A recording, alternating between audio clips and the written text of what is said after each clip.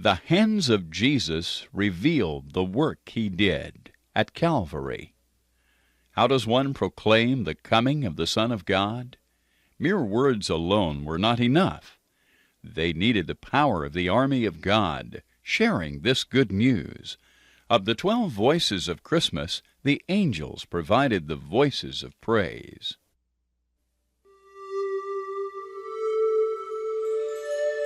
I have seen some of your paintings of angels, not very accurate, whatever artistic and symbolic merit they may have. Why do some of these artists try to make us look like lovely, soft women? Let's correct that idea right now. When you think of an angel, don't think of soft clouds or chubby little cartoon cherubs decorating packages of bathroom tissue. We belong to the army of God, his heavenly host. We are a mighty, terrible host, surrounded with the blinding glory of God's holiness. Every time a human actually sees one of our physical manifestations, he collapses in terror. Like your human armies, we have ranks and orders, differing duties and tasks. Some angels are not quite so military, of course, but me and my boys are a real army. We've been in on some of the great campaigns. Our regiment follows the commander himself. He has a very particular interest in Earth, so many of our operations have brought us into this arena of conflict. Earth, you know, is contested territory.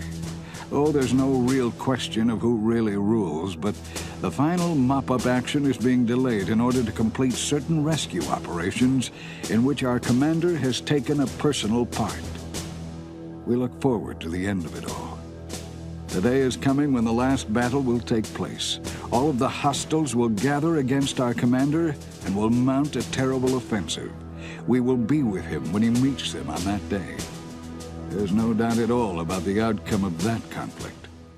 In the meantime, our missions are typically restraining actions related to the ongoing rescue program. We move into an area and secure a perimeter of operations from enemy interference. For instance, on one occasion, Dothan, the village of God's prophet Elisha, was surrounded by the Syrian army. Our unit was deployed to ensure the safety of that prophet and clear the area of all hostiles. Elisha knew we were there.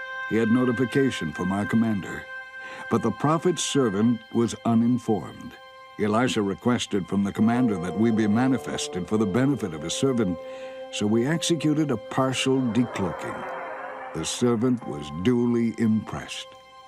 Most of the time, however, we remain undetected. We've been present in numerous instances with the commander as auxiliary for operations which have been accomplished by human participation. I'm not permitted to detail the particular areas of some of our current activity, although I can relate that some of the prophets have seen into heaven itself and have been enabled to observe us between missions. For example, the prophet Micaiah was shown the throne room with all our hosts standing on the right and the left in council. On that occasion, the item of business was a certain action of judgment against the human king Ahab. The objective was he be taken out by his own foolish attack on Ramoth-Gilead. The strategy that was implemented involved only one operative. This operative caused the false prophets who Ahab consulted to give him erroneous hopes of victory and thus entice him to attack Ramoth-Gilead. I understand many of you may have the notion that serving in an army is a matter of grim, unquestioning duty. That may be the case in some human deployments, but it is emphatically not the case with us in the Angel Corps. Every last one of us serves because of love for the commander. We would follow him anywhere and do anything he requested. You can get some idea of our motivation for service by remembering how the soldiers under David loved him. My squad was in the area one time when David and his command were surrounded by the enemy and maintaining themselves in a secure point of seclusion. David remarked casually how good a drink of water would taste. Some of his men traversed the enemy camp without being discovered, and I might interpose that our escort had something to do with that, and David's men brought him the water, just because they loved him. That's how it is in this army. We love him. Not one of us would hesitate in the slightest to perform any assignment that he might choose to give. You can hear our love for him in the songs we sing when we are on parade. How does the saying go? There are 3 things that are stately in their stride, 4 that move with stately bearing, a lion mighty among beasts who retreats before nothing, a strutting rooster, a he-goat, and a king with his army around him. You should see our king with this army around him. Actually, some men did see something like it once. I mentioned earlier that our commander has taken a very personal part in the rescue operation on Earth. By his plan, he left heaven and was born into the human race.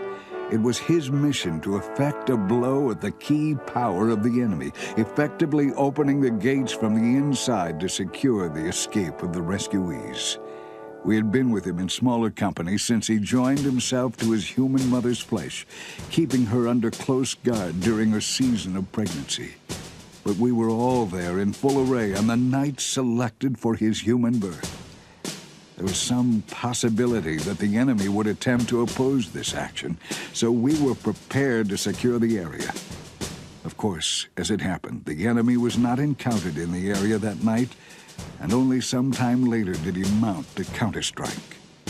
So we had nothing to do but watch, and we sang. Have you ever heard a really big men's choir? Start with that idea, but imagine them not in choir robes, but girded for battle. Not grim draftees, but soldiers, terrible in joy. Not so few you could count them if you tried, but legions and legions. Not singing with weak human lungs, but sounding the eternal chords with which the morning stars sang at creation. Not bare 4-part harmony, but every voice with a different song, and all the voices fitting together like a million pieces of a stained glass window into the glory of heaven. Not a song with a few words and a chorus, but a song that could not be contained even if you knew all the greatest words from all the languages of earth. A song, if you tried to sing it, it would say, "Glory to God in the highest, and on earth peace, goodwill towards men." That was singing.